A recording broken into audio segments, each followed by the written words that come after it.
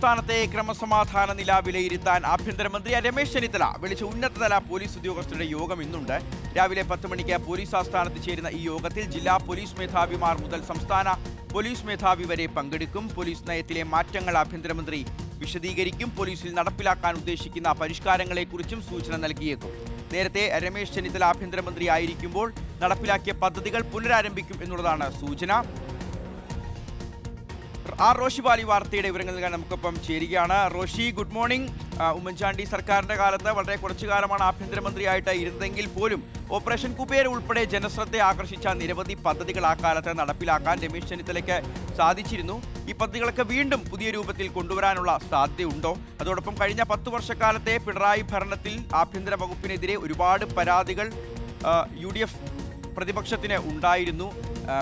നിരവധി സ്റ്റേഷനുകളിൽ, പോലീസ് സ്റ്റേഷനുകളിൽ മനുഷ്യത്വ രഹിതമായ കാര്യങ്ങളൊക്കെ നടന്നിരുന്നു. സ്റ്റേഷനുകളിൽ പോകുന്ന ആളുകൾക്കൊരു സുരക്ഷയില്ല, അവരെ മർദ്ദിക്കുന്നു, പോലീസ് ഒട്ടും ജനകീയമല്ല, ഒരുപാട് പരാതികൾ. ഇതുപോലെ പ്രധാനപ്പെട്ട പല കേസുകളിലും അന്വേഷണം ഉഴപ്പുന്നു.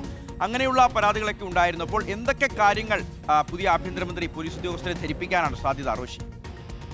ഷിഹാസ്, ഒന്ന്, സംസ്ഥാനത്ത് പോലീസിൽ സമഗ്രമായ അഴിച്ചുപണി ഉണ്ടാകും. അതേറെ വൈകില്ല.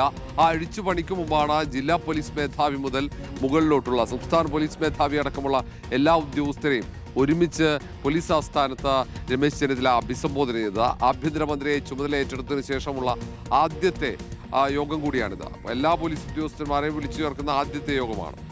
പ്രധാന ഉദ്യോഗസ്ഥന്മാരെ ഓഫീസിലേക്ക് വിളിച്ചു വരുത്തി പ്രാഥമികമായ വിലയിരുത്തലുകൾ നടത്തിയതിനപ്പുറത്തേക്ക് UDFന്റെ പോലീസ് നയം സംബന്ധിച്ച് കൃത്യമായ ഒരു സന്ദേശം പോലീസ് ഉദ്യോഗസ്ഥന്മാർക്ക് ഇതുവരെ നൽകിയിട്ടില്ല. ഇന്നത്തെ യോഗത്തിൽ കൃത്യമായ UDFന്റെ പോലീസ് നിയമം എങ്ങനെയായിരിക്കും, നയം എങ്ങനെയായിരിക്കും എന്നതിൻ്റെ സന്ദേശം നൽകും.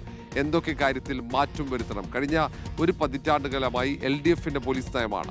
ആ പോലീസ് നയത്തിൽ എന്തൊക്കെയായിരിക്കും മാറ്റങ്ങൾ എന്നതിനെക്കുറിച്ചുള്ള സൂചനകൾ, കൃത്യമായ സന്ദേശം ഇന്നത്തെ യോഗത്തിൽ രമേശ് ചെന്നിത്തല നൽകും. ഏതായാലും ആഭ്യന്തരമന്ത്രി മുഴുനീളം പങ്കെടുക്കുന്ന യോഗമാണ്. എല്ലാ SP-മാരും എത്തുന്നുണ്ട്. ഒപ്പം DIG-മാരും IG-മാരും ADG-മാരും ഒക്കെ പങ്കെടുക്കുന്ന യോഗമാണ്.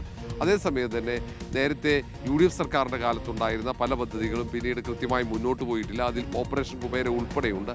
അത്തരം പദ്ധതികൾ തിരിച്ചു കൊണ്ടുവരുമോ എന്നതടക്കമാണ് ഏറ്റവും ശ്രദ്ധേയമാവുക.